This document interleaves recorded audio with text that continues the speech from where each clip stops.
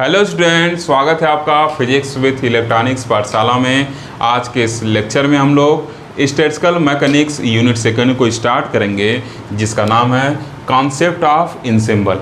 इससे पहले हम लोग यूनिट फर्स्ट को कम्प्लीटली रिटन नोट्स के साथ फिनिश कर चुके हैं और जैसे सिलेबस फिनिश होगा आपको ऑब्जेक्टिव क्वेश्चन भी कराए जाएंगे।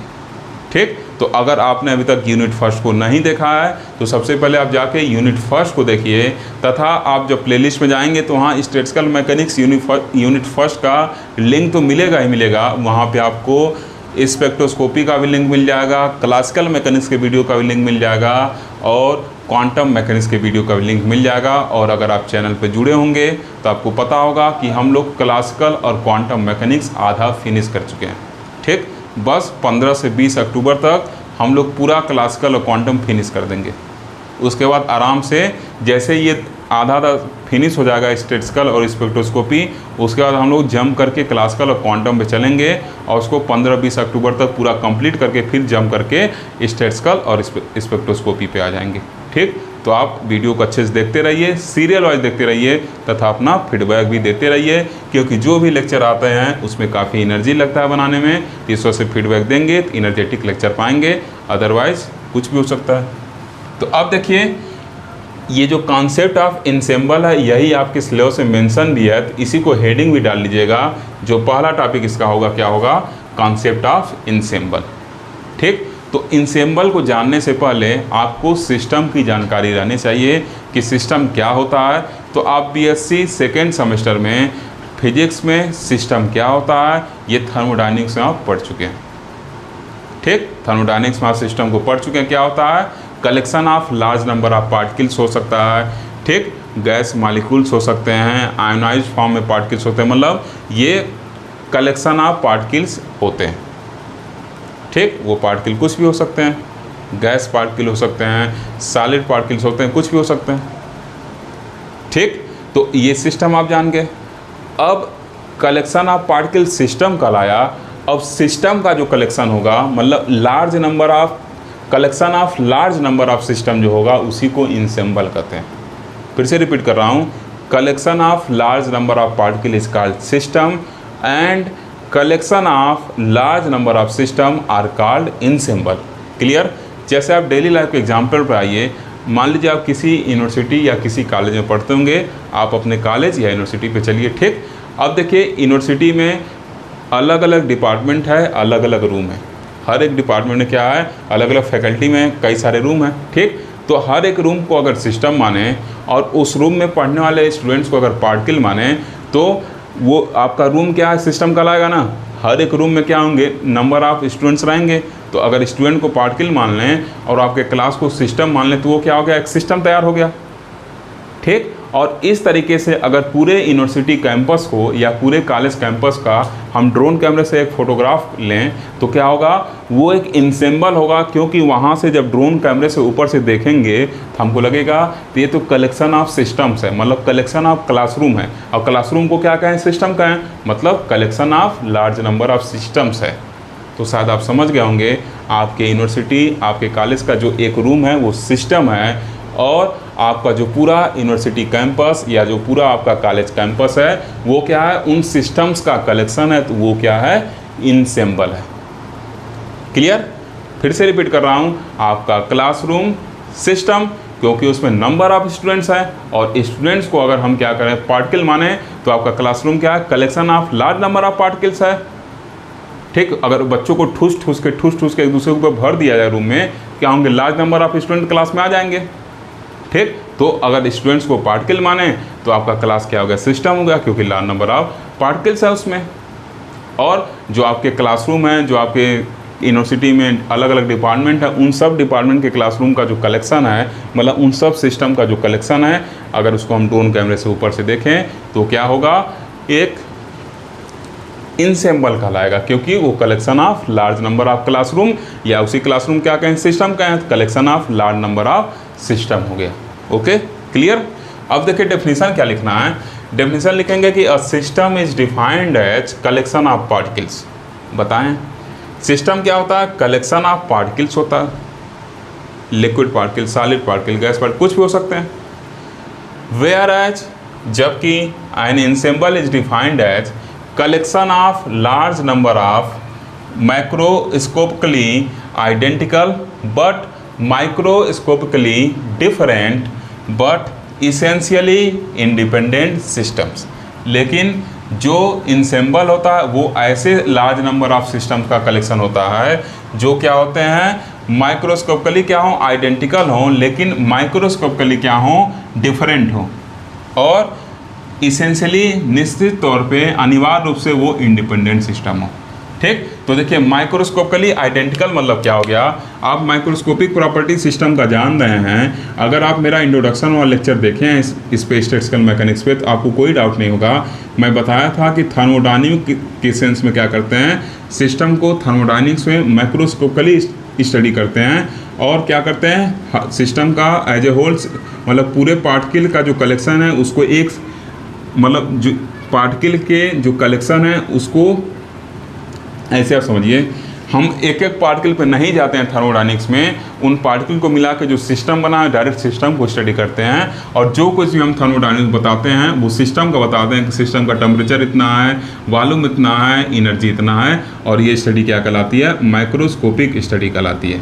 लेकिन यही अगर हम अंदर घुसने लगे, एक एक पार्टिकल पे घुस घुस के चेक करने लगे कितना टेम्परेचर है, तो ये क्या कहलाएगा, आपका माइक्रोस्कोपिक स्टडी कहलाएगा, और ये काइनेटिक थ्योरी में आप पढ़ें।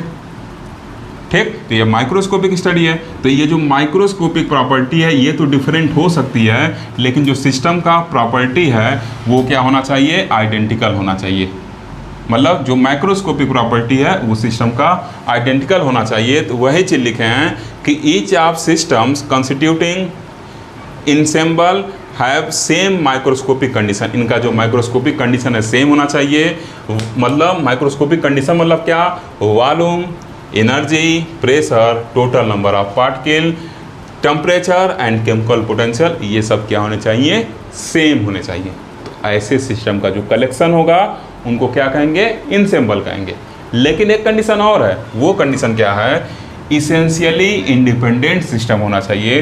तो what do you mean by independent system, उसको भी मैं डिफाइन कर दिया हूँ। इंडिपेंडेंट सिस्टम क्या होगा, each of system constituting an ensemble are mutually non interacting होना चाहिए। कोई मतलब नहीं होना चाहिए, नॉन इंटरेक्टिंग सिस्टम होने चाहिए, उनमें कोई इंटरेक्शन वगैरह नहीं होना चाहिए। जैसे आपका जो कॉलेज है, क्लास क्या है आपका, सिस्टम है। तो बीएससी डिपार्टमेंट में बीएससी मैथ में क्या क्लास चल रहा है और बीएससी बायो में क्या क्लास चल रहा है, उससे कोई मतलब नहीं है। वैसे क्या है, उन दोनों में कोई अपना इंटरेक्शन है नहीं कि क्या यहाँ सर पढ़ा रहे हैं, क्या उस डिपार्टमेंट सर पढ़ा रहा है। ठीक, कोई इंटरेक्शन नहीं।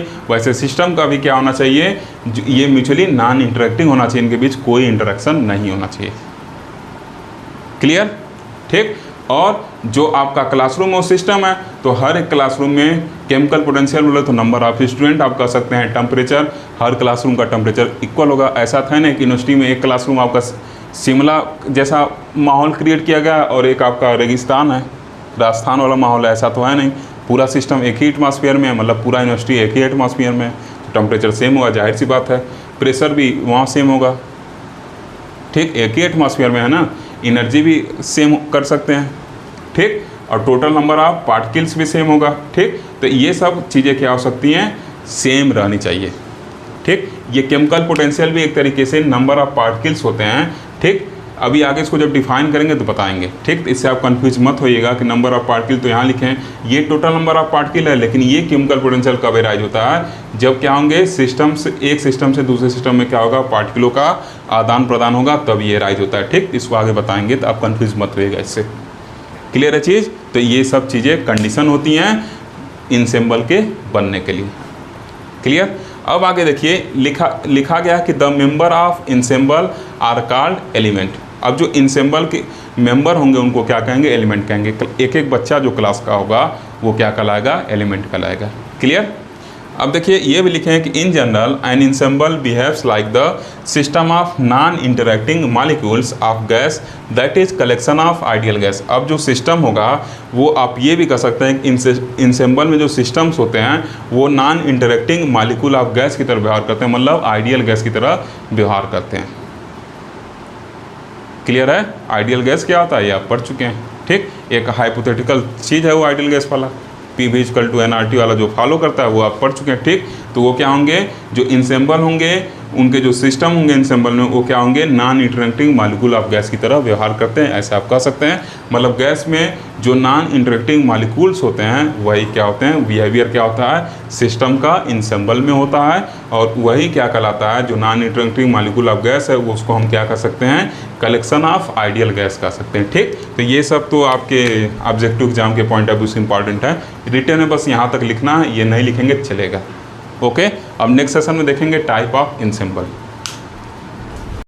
ओके स्टूडेंट, तो लास्ट सेशन जो हम लोग लिखे थे उसके आगे हम क्या करेंगे, यहाँ से स्टार्ट करेंगे कि टाइप ऑफ इनसेम्बल क्या होगा। तो देखिए जो इनसेम्बल होते हैं वो मेनली 3 टाइप के होते हैं, और इनका टाइप कैसे डिसाइड किया जाता है, इनका टाइप उनके थर्मोडायनेमिकल प्रॉपर्टी के बिहाव पर डिसाइड किया जाता है। थर्मोडायनेमिकल प्रॉपर्टी मतलब थर्मोडायनेमिकल पैरामीटर जो हैं उनके बिहाव पे हम क्या करेंगे, इसको डिसाइड करेंगे। ठीक, ऐसे इनसेम्बल जिसमें हर एक सिस्टम का एनर्जी, वॉल्यूम और नंबर ऑफ पार्टिकल इक्वल होगा उनको हम माइक्रो कैनोनिकल इनसेम्बल कह देते हैं। और ऐसा सिस्टम ऐसा इनसेम्बल जिसमें हर एक सिस्टम का टेम्परेचर, वॉल्यूम और नंबर ऑफ पार्टिकल इक्वल होगा उसको हम कैनोनिकल इनसेम्बल कह देंगे। और ऐसा इनसेम्बल जिसमें हर एक सिस्टम का टेम्परेचर, वॉल्यूम और chemical potential, mu stands for chemical potential, same हो तो उसको हम क्या कर देंगे, ग्रैंड कैनोनिकल इनसेम्बल कर देंगे। इन पैरामीटर के बिहाव पर इनसेम्बल को 3 पार्ट में बांटा गया। ठीक, अब देखिए पहला हेडिंग डाले हैं माइक्रो कैनोनिकल इनसेम्बल। ठीक, तो माइक्रो कैनोनिकल इनसेम्बल क्या होता है, इसको लिखेंगे कि it is collection of large number of essentially independent system having the same energy E, volume V and the number of particle n। मतलब ऐसा लार्ज नंबर ऑफ सिस्टम का कलेक्शन हो जिसमें हर एक सिस्टम का एनर्जी क्या हो, ई हो, हर एक सिस्टम का वॉल्यूम क्या हो, भी हो, और हर एक सिस्टम में नंबर ऑफ पार्टिकल क्या हो, एन हो, एन कुछ भी हो सकता है, मतलब सब में नंबर ऑफ पार्टिकल क्या हो, इक्वल हो। And the individual system of micro canonical ensemble are separated, और हर एक सिस्टम क्या हो, एक दूसरे से सेपरेटेड हो, किससे, by rigid, impermeable and well insulated walls, और वो रिजिड, इम्परमिएबल और रिजिड वाल से क्या हो, सेपरेटेड हो, such that the value of E, V and N for a particular system are not affected by presence of other system. मतलब दूसरे सिस्टम के उपस्थिति की वजह से ये जो सिस्टम का किसी दूसरे सिस्टम का एनर्जी, वॉल्यूम और नंबर ऑफ पार्टिकल डिस्टर्ब ना हो। ठीक, तो इसको हम लोग एग्जाम्पल के हेल्प से समझेंगे। जैसे मान लीजिए आपका क्लासरूम है, आपके क्लास की वाल क्या है, रिजिड है। ऐसा नहीं ना है कि मार के लात से या मुक्के से मार के गिरा देंगे, नहीं गिरा पाएंगे। तो वाल क्या है, रिजिड है, लेकिन उस किसी एक वाल में क्या होगा, दरवाज़ा लगा होगा जिससे क्या हो होंगे, आप आर पार आते जाते होंगे, मतलब रूम में एंटर करते होंगे और रूम से एग्जिट करते होंगे। ठीक, तो अभी तो आपका वाल रिजिड है लेकिन परमिएबल है, मतलब आप जिस सिस्टम में वो सिस्टम परमिएबल है। परमिएबल बोले तो क्या, दरवाज़ा लगा, दरवाज़ा से आर पार आ जा सकते हैं। जैसे क्लासरूम मान लीजिए एकदम सटा के ऐसे क्लासरूम बना हुआ है, ऐसे मान लीजिए क्लासरूम बना, कोई डिपार्टमेंट उठा लेते हैं, ऐसे मान लीजिए बना हुआ है। ठीक, तो डिपार्टमेंट बना हुआ है, तो ऐसे डिपार्टमेंट क्या होंगे, क्लासरूम बने होंगे। तो आप जिस क्लासरूम में हैं उसकी चारों वाल क्या है, रिजिड है, लेकिन किसी एक वाल में क्या होगा, दरवाज़ा लगा होगा ना। तो अगर ये दरवाज़ा लगा है और वाल रिजिड होने के बाद भी अब दरवाजे रास्ते आर पार आ जा सकते हैं। अगर आपको मतलब स्टूडेंट्स को हम पार्टिकल कहें तो पार्टिकल आर पार आ सकते हैं। तो आर पार आने को क्या कहेंगे, परमिएबल। इसको क्या कहा जाएगा, परमिएबल। मतलब जो बाउंड्री होगी वो क्या होगी, परमिएबल हो जाएगी। तो हमको हर एक सिस्टम में, हर एक क्लासरूम में number of particle, number of student क्या करना है, सेम रखना है। इस वजह से ये दरवाज़ा भी हम बंद कर देंगे तो ये क्या हो जाएगा, अब इम्परमिएबल हो गया। ये वाल तो पहले से रिजिड था ही, साथ ही साथ जो आप जिस रूम में हैं अब वो रूम इम्परमिएबल हो गया, आप अब उस रूम में से निकल नहीं सकते। क्लियर है चीज़, इम्परमिएबल समझ गया कि आपको उस रूम में बंद कर दिया गया, दरवाज़ा लॉक कर दिया गया। अब आपको उसी रूम में छटपटा के रहना है, बाहर नहीं निकल सकते। तो यही क्या हो गया, रिजिड बाउंड्री और इम्परमिएबल का कंडीशन हो गया। क्यों ऐसा किया जाएगा, ताकि पार्टिकल क्या हो, इसमें से बाहर निकल कर कहीं दूसरे में न चला जाए।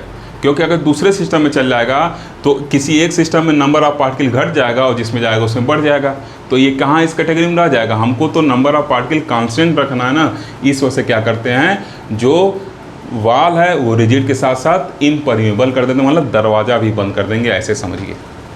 दूसरा कंडीशन क्या, हर एक रूम का वॉल्यूम सेम होना चाहिए, हर एक रूम का साइज सेम होना चाहिए, तभी क्या होगा, हर एक रूम का वॉल्यूम क्या होगा, सेम होगा। मतलब हर एक रूम का लंबाई चौड़ाई ऊंचाई सेम होना चाहिए। वैसे इस सिस्टम के सेंस की बात करें तो हर एक सिस्टम का लंबाई चौड़ाई ऊंचाई क्या होना चाहिए, सेम होना चाहिए।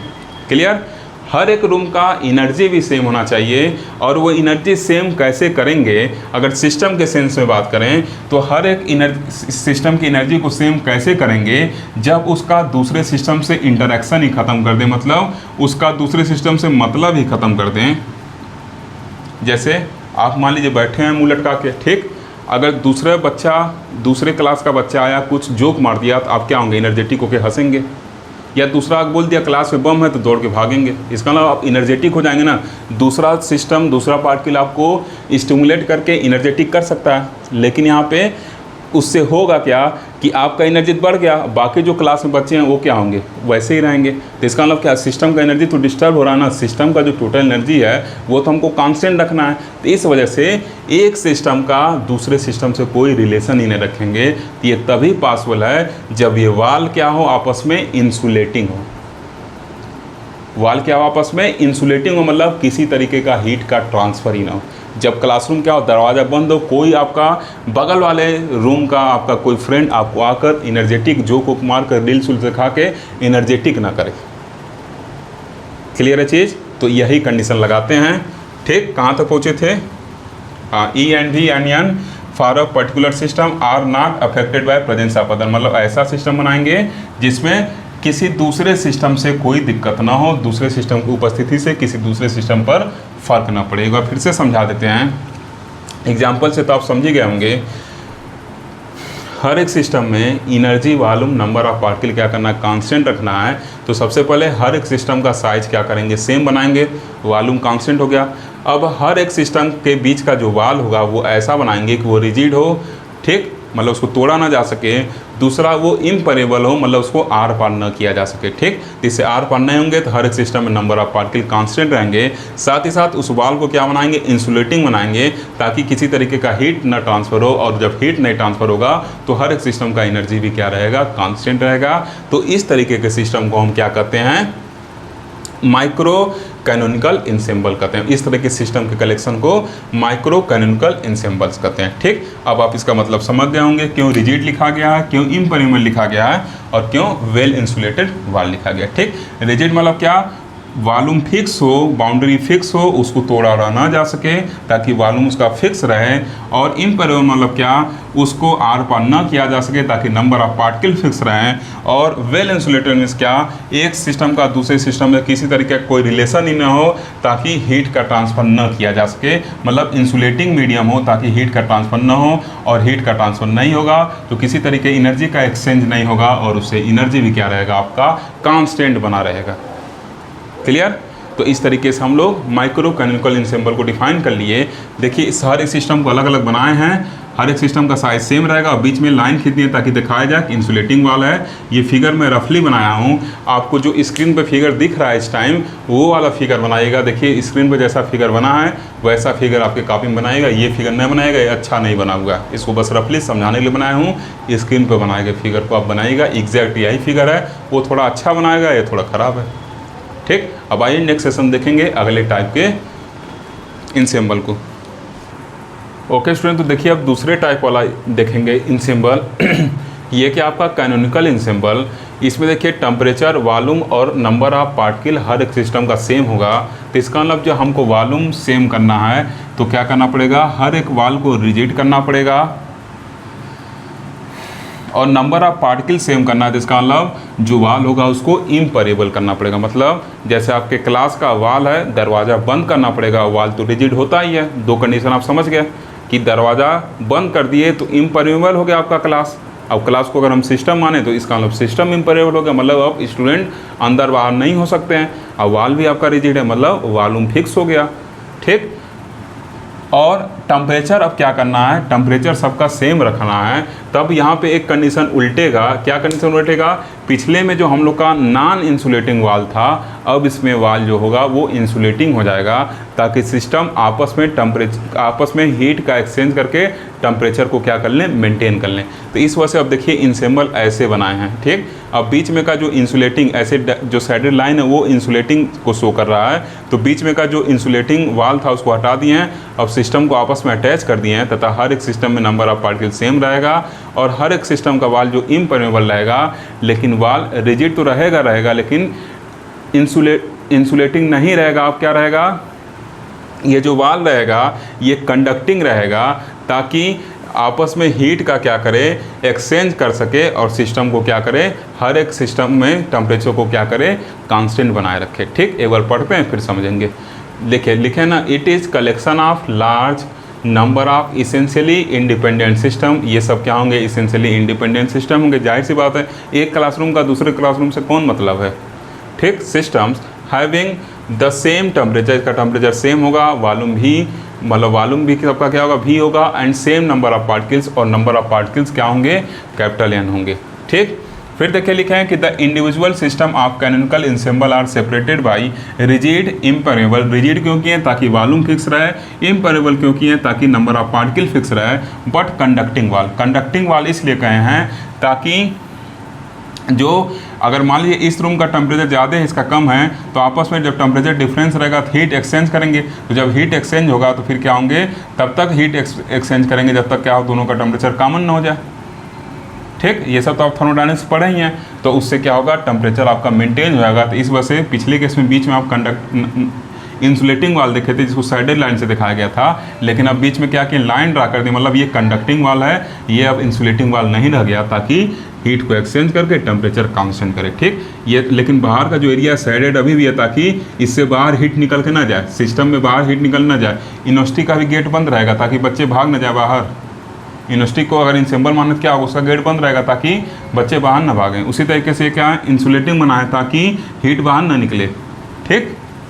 तो अब देखिए बाहर की बाउंड्री इंसुलेटिंग है, अंदर वाला क्या है, कंडक्टिंग है, ठीक। तो क्या लिखे हैं कि as the separating walls are conducting, heat can be exchange between the systems and as a result all the system will arrive at the common temperature. इसका रिजल्ट क्या होगा, हर एक सिस्टम इक्विलिब्रियम में आ जाएंगे और उनका कंडीशन क्या हो जाएगा, जो टेम्परेचर होगा एक कॉमन टेम्परेचर पे आ जाएगा, ठीक। अब नेक्स्ट सेशन में लास्ट वाला जो ग्रैंड कैनोनिकल इंसेंबल उसको देखेंगे, फिर वीडियो फिनिश कर देंगे। ओके स्टूडेंट, फिगर जो स्क्रीन पे दिखाई दे रहा है उसको आप बनाइएगा। ये फिगर मैं रफली ड्रा किया हूँ, ठीक। ये उतना अच्छा नहीं है, जो आपको बुक का फिगर मैं लिया हूँ, जो स्क्रीन पर दिख रहा है आपको, वही फिगर आप बनाइएगा, ताकि आप अच्छे से साइडेड रीजन को बना सकें। ओके, वहाँ पे जो साइडेड रीजन आपको स्क्रीन पर दिखाई दे रहा है, वो जो रीजन है वो रीजन क्या है, इंसुलेटिंग है, और जो बीच में ये बाउंड्री टाइप इस तरह दिख रहा है वो क्या है, आपका कंडक्टिंग वाल है, ठीक। ओके,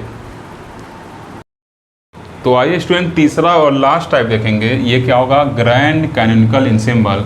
यहाँ देखिए क्या लिखा है, टी भी और म्यू लिखा है। इसका मतलब क्या, जो इसमें सिस्टम होंगे उनका टेम्परेचर सेम होगा, वॉल्यूम सेम होगा और केमिकल पोटेंशियल सेम होगा, ठीक। तो टेम्परेचर और वॉल्यूम वाला केस तो हम लोग पढ़ चुके हैं कैसे सेम होगा। वॉल्यूम सेम करने के लिए क्या करना पड़ेगा, रिजिड वाल बनाना पड़ेगा, सिस्टम का जो वाल होगा रिजिड करना पड़ेगा, और टेम्परेचर सेम करने के लिए उसको क्या करना पड़ेगा, कंडक्टिंग करना पड़ेगा। तो दो चीज़ तो पता है। अब म्यू क्या होगा, म्यू जब आपके पार्टिकल एक सिस्टम से दूसरे पार्टिकल में एक्सचेंज करते हैं तो जो उनका एनर्जी चेंज होता है उसी को केमिकल पोटेंशियल कहा जाता है। तो ये पोटेंशियल कब एराइज होगा, जब नंबर ऑफ पार्टिकल क्या करेंगे, एक सिस्टम से दूसरे सिस्टम में चेंज करेंगे, मतलब उनका नंबर क्या होगा, घटेगा बढ़ेगा एक सिस्टम से दूसरे सिस्टम में। तो जो उनके एनर्जी में चेंज आएगा, इंटरनल एनर्जी या फ्री एनर्जी आप कहिए, तो वही क्या होता है, केमिकल पोटेंशियल होता है, ठीक। तो अब पार्टिकल को चेंज करना है, इसका मतलब अब क्लास के दरवाज़ा को खोलना पड़ेगा और सिस्टम को परमिएबल बनाना पड़ेगा। मतलब स्टूडेंट एक क्लास से दूसरे क्लास में आ जा सकें, उसके लिए जो रिजिड बाउंड्री को दरवाज़ा बंद करके हम लोग इम्परमिएबल बनाए थे, अब उसको परमिएबल बनाएंगे ताकि स्टूडेंट एक क्लास से दूसरे क्लास में आ जा सकें। और जब आएंगे जाएंगे तो उनका नंबर क्या होगा, घटेगा बढ़ेगा। इससे क्या होगा, मान लीजिए एक क्लास में 10 बच्चे, उनका कुछ एनर्जी है, और दूसरे क्लास में 20 बच्चे हो गए तो उनका कुछ और एनर्जी होगा। मतलब क्या होगा, उनका एनर्जी अब क्या हो रहा है, अलग अलग है। अब मान लीजिए जो 20 बच्चे थे उसमें से फिर 15 बच्चे उठ के इस वाले क्लास में आ गए, 10 बच्चे वाले क्लास में, तो फिर इस क्लास में क्या होगा, नंबर ऑफ पार्टिकल चेंज हुआ है तो उससे क्या होगा, इस क्लास का एनर्जी ज़्यादा हो जाएगा, जिसका मतलब एनर्जी भी चेंज हो रहा है। This is the chemical potential. यही कि आपका केमिकल पोटेंशियल है कि नंबर ऑफ पार्टिकल चेंज होने पे मतलब चेंज इन एनर्जी समझिए with respect to change of number of particles. Clear? वही क्या केमिकल पोटेंशियल होता है। ठीक, तो अब इसको डिफाइन कैसे करेंगे, तो इसका मतलब क्या हो गया, रिजिड वाल, कंडक्टिंग वाल, और अब क्या होगा, ये परमेबल वाल होगा, ताकि अब पार्टिकल आ जा सके, मतलब दरवाज़ा अब खुला रहेगा, खुल जा सिम सिम वाला कॉन्सेप्ट लगेगा। तो क्या होगा, it is the collection of large number of essentially independent system having the same temperature T, same temperature T, volume V same, volume V, chemical potential mu, मतलब सबका केमिकल पोटेंशियल भी same हो, and the individual system of ensemble are separated by rigid but permeable and conducting wall. Temperature same करने के लिए वाल को conducting होना पड़ेगा ताकि हीट एक्सचेंज कर सके, और वॉल्यूम सेम करने के लिए वाल को रिजिड होना पड़ेगा। और केमिकल पोटेंशियल क्या होता है, change of energy with respect to change of number of particle. तो इसको सेम करने के लिए दरवाज़ा खोलना पड़ेगा, मतलब वाल को परमेबल करना पड़ेगा। तो देखिए वाल में छेद बना दिए हैं डॉट डॉट करके, वाल में देखिए क्या है, गैप है, ये डॉट डॉट है, डॉट डॉट करके बनाए हैं, लेकिन बाहर वाले वाल पे नहीं रहेगा, यूनिवर्सिटी का गेट नहीं खुलेगा, नहीं बच्चे बाहर भाग जाएंगे। तो ऐसे ही बाहर वाला वाल परमेबल नहीं बनाएंगे, न इसको कंडक्टिंग बनाएंगे, नहीं भाग जाएंगे सिस्टम से बाहर पार्टिकल्स। ठीक, इस वजह से बाहर वाला तो अभी भी आपका इंसुलेटिंग है, और ये बाउंड्री भी क्या है, इम्परमेबल है बाहर वाला। देखिए बाहर वाले बाउंड्री में छेद नहीं है कहीं, अंदर वाले बाउंड्री में क्या किए हैं, केवल गैप किए हैं, ताकि पार्टिकल एक दूसरे सिस्टम में आते जाते रहें। मतलब क्लासरूम का दरवाज़ा खुला है, यूनिवर्सिटी का दरवाज़ा बंद है, ताकि एक क्लास से दूसरी क्लास में स्टूडेंट आते जाते रहें, जिससे उनके नंबर के रिस्पेक्ट में क्या हो, उनका केमिकल पोटेंशियल चेंज होता रहे, और फाइनली क्या हो, एक कांस्टेंट केमिकल पोटेंशियल सबका हो जाए, जो क्या होगा, म्यू म्यू म्यू होगा। क्लियर? तो इस तरीके से बनाइएगा फिगर, लेकिन ये तो समझाने को बनाए, रफली बनाए, जो स्क्रीन पे आपको फिगर दिख रहा है वो फिगर बनाइएगा। देखिए स्क्रीन में अब इंसुलेटिंग वाल के बीच में क्या है, छेद है, मतलब उसको परमेबल बनाया गया, अब दरवाज़ा खोल दिया गया है। ठीक, आइए आगे और समझ लेते हैं। As separating walls are conducting and permeable, the exchange of heat energy as well as that of particle between the system takes place in such a way that all the system arrive at common temperature and chemical potential। अब क्या है, वाल तो conducting है, साथ ही साथ क्या है, परमेबल है, तो इसका मतलब उसमें वाल में छेद भी है और कंडक्टिंग भी है, तो हीट का एक्सचेंज करके टेम्परेचर भी सेम हो जाएगा, और पार्टिकल का एक्सचेंज करके मतलब पार्टिकल का संख्या एक दूसरे में घट बढ़ के क्या होगा, केमिकल पोटेंशियल भी सेम हो जाएगा। और इस तरीके से हम लोग को same temperature, same chemical potential और सेम वॉल्यूम का एक सिस्टम मिल जाएगा, जिससे क्या होगा, एक नए तरीके का इंसेम्बल तैयार होगा, और उसको क्या कहेंगे, ग्रैंड कैनोनिकल इंसेम्बल। वाल रिजिड क्यों बना रहे हैं, ताकि वॉल्यूम फिक्स रहे, वॉल्यूम फिक्स करना था, इसलिए वाल अभी भी रिजिड रहेगा। ओके, आज के लेक्चर में इतना ही। उम्मीद है आज के लेक्चर से आपको काफ़ी कुछ सीखने को मिला होगा। अगर आपको लगता है कि लेक्चर अच्छा है, वीडियो अच्छा लगे, तो आप ज़रूर लाइक करिए, शेयर करिए तथा चैनल को सब्सक्राइब करिए, तथा साथ ही साथ अपना वैल्यूएबल फीडबैक भी देते रहिए। Thank you for watching.